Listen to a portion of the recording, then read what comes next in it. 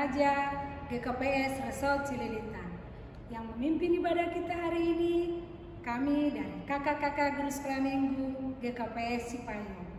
Saya Kak Pera Boru Purba, saya Kak Frida Boru Purba, saya Kak Magda Boru Purba, dan yang mengiringi musik kita Kakak Nadia Boru Sumbaya.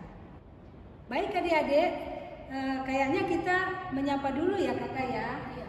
Sekolah Minggu GKPS Cililitan, hai. Sekolah Minggu GKPS Lubang Buaya, hai. Sekolah Minggu GKPS Cibubur, hai. Sekolah Minggu GKPS Cipayung, hai. Kakak berharap kabar adik-adik semua dalam keadaan sehat dan selalu sukacita. Baik adik-adik, kita siapkan hati kita untuk memuji dan memuliakan nama Tuhan. Kita angkat satu pujian. Hari ini kurasa bahagia.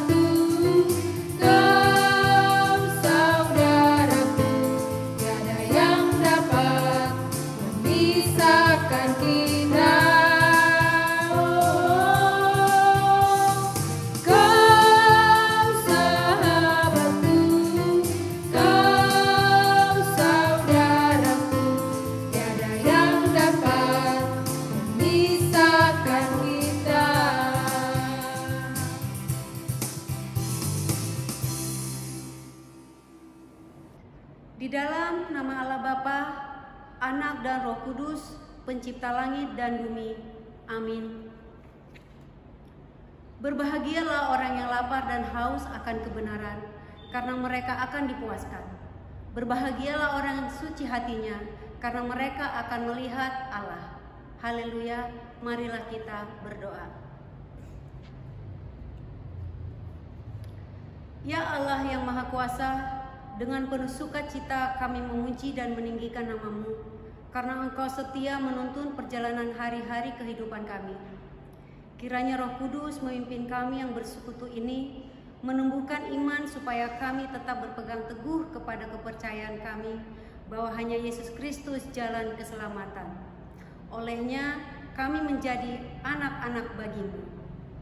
Berikanlah kepada kami kemampuan untuk merasakan kasih-Mu, sehingga kami mengasihi Engkau dan sesama kami. Dalam nama Yesus Kristus kami berdoa. Amin. Saat ini adik-adik sekolah minggu kita merasakan kebaikan Tuhan Yesus. Mari sekarang kita angkat satu pujian, Allah itu baik. Kakak Nadia.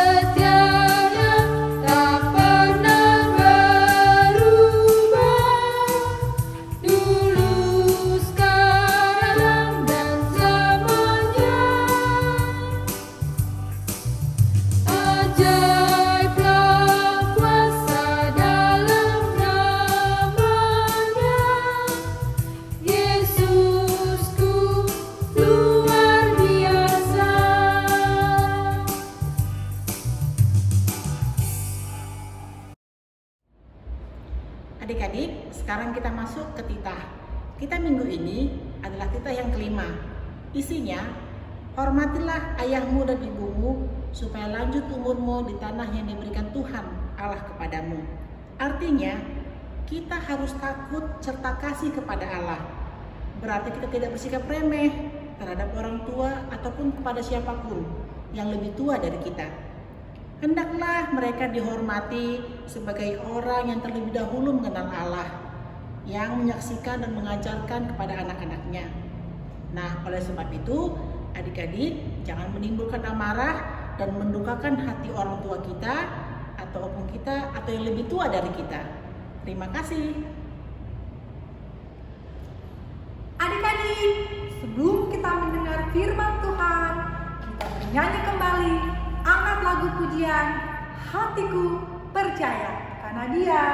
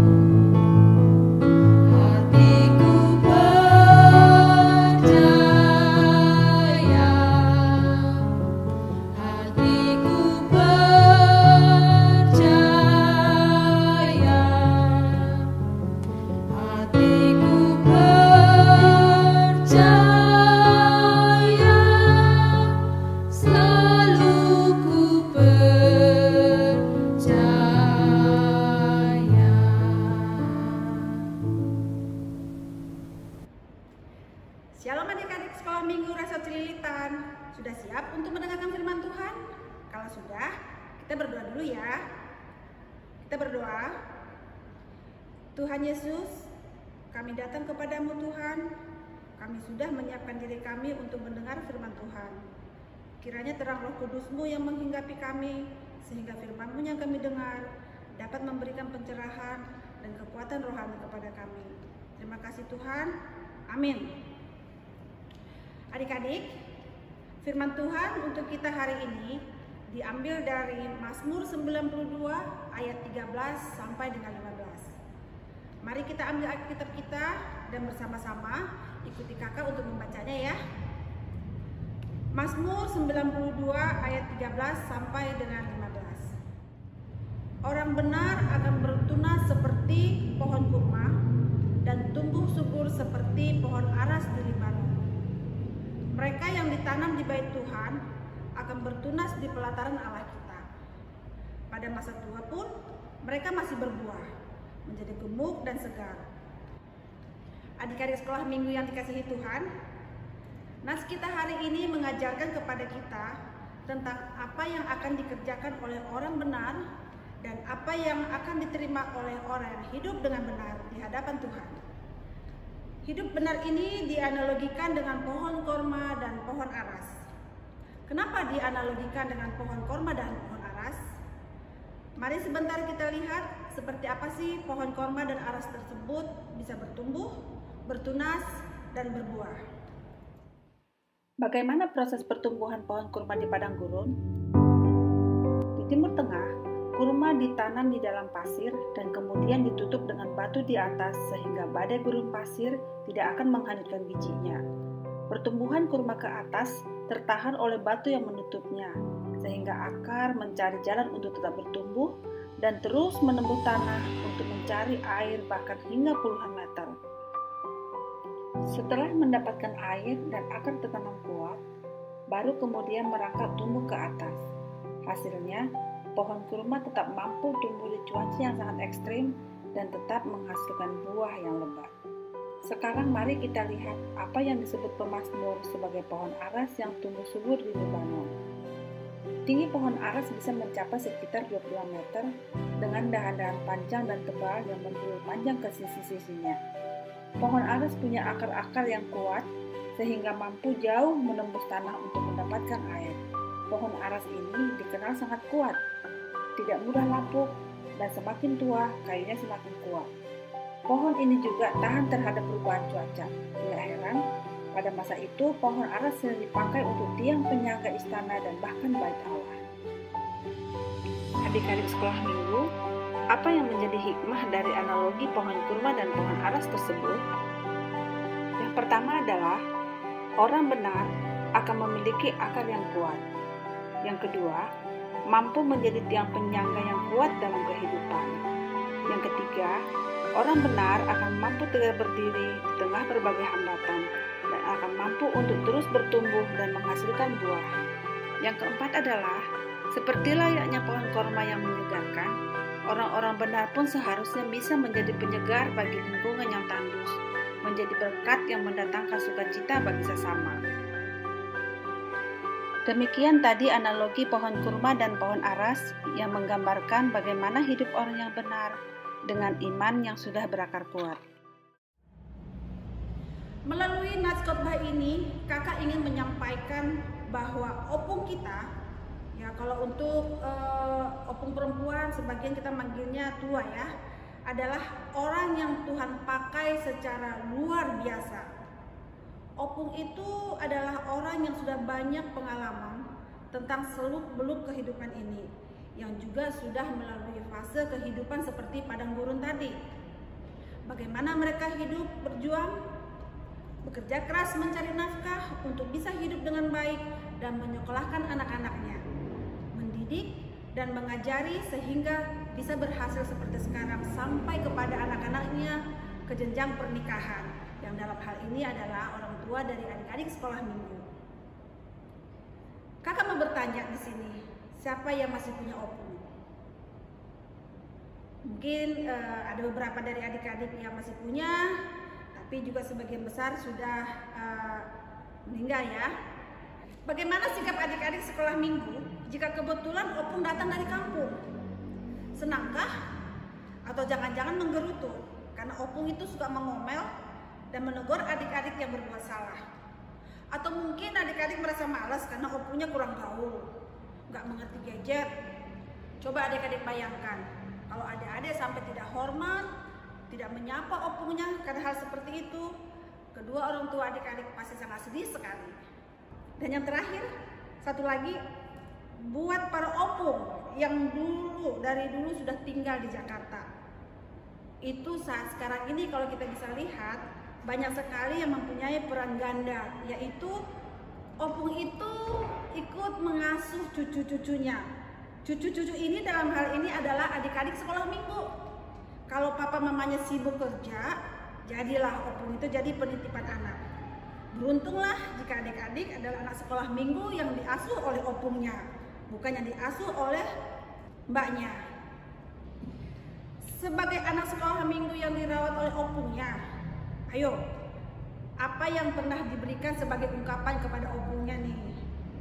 Ada nggak pernah memberikan ungkapan terima kasih? Coba diingat-ingat. Adik-adik, apa yang mau kakak tekankan di sini adalah sosok opung itu, seperti yang telah kita katakan tadi, adalah sosok yang sudah melalui fase padang gurun. Fase kehidupan padang gurun yang sangat berliku-liku, yang sangat keras, akan menjadi tempat kita belajar, tempat kita bertanya, tempat kita meminta nasihat. Karena opung itu bisa memberikan warisan kepada kita. Ada 4 warisan yang opung kita itu bisa berikan kepada kita anak-anak sekolah minggu. Yang pertama adalah opung itu bisa memberikan warisan iman. Yang kedua adalah warisan kenangan. Yang ketiga, opung itu juga bisa memberikan warisan cinta. Dan yang terakhir adalah mewariskan pengalaman. Dengan demikian, kakak bisa katakan beruntunglah jika adik-adik sekolah minggu masih mempunyai opung. Bagi adik-adik yang selama ini jarang menyapa opungnya, tidak sayang sama opungnya, ayolah kembalilah ke jalan yang benar. Sayangi opungnya, hargai mereka, hormati mereka supaya lanjut umurmu di bumi yang diberikan Tuhan Allahmu kepadamu. seperti yang dikatakan pada titah yang kelima. Amin. Mari kita berdoa. Terima kasih Tuhan atas firman-Mu yang telah menguatkan kami, memberi kami pencerahan untuk bagaimana harus bersikap dan berperilaku yang benar. Dan kiranya adik-adik sekolah minggu bisa melaksanakan seperti yang disampaikan firman Tuhan hari ini. Amin. Halo adik-adik semua, sudah mendengarkan firman Tuhan ya tadi? Sekarang kita mau ke ayat hafalan adik-adik. Pasti Alkitabnya sudah siap dong.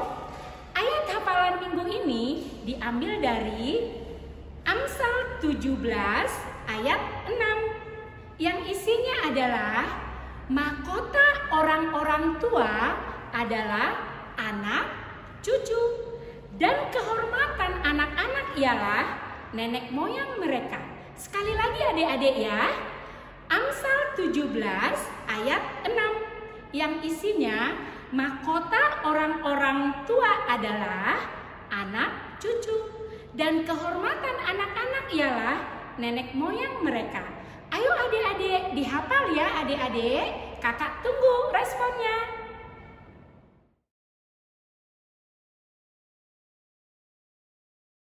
Adik-adik sekolah minggu, untuk aktivitas kita hari ini, adik-adik diminta untuk menuliskan suasana atau hal yang paling berkesan saat bersama dengan opung.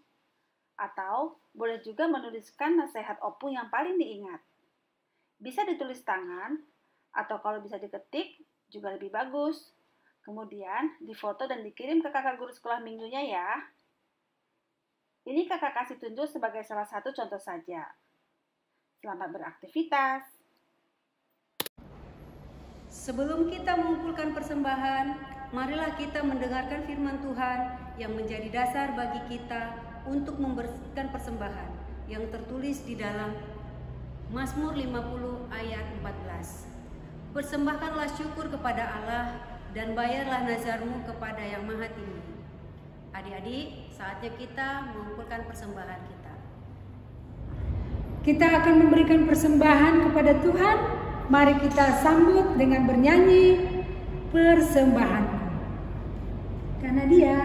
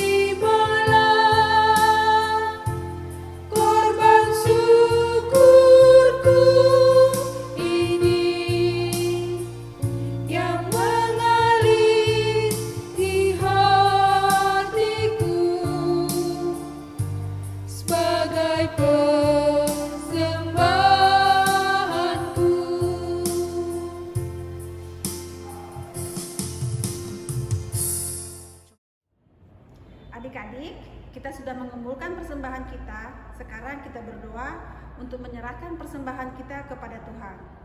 Marilah kita berdoa.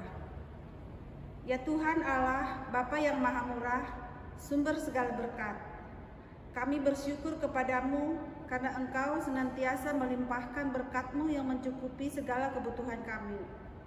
Saat ini, kami mempersembahkan hidup dan harta milik kami yang berasal daripada-Mu. Berkati dan kuduskanlah persembahan ini untuk kemuliaan nama-Mu. Kiranya Roh Kudus mengajari supaya kami semakin melihat, menyadari, dan mensyukuri berkat-Mu yang berlimpah, baik yang telah kami terima maupun yang masih akan Engkau berikan kepada kami, sehingga hati kami tulus memberikan persembahan yang benar ke hadapan-Mu. Terimalah persembahan dan doa ini di dalam nama anak-Mu, Yesus Kristus Tuhan kami. Amin.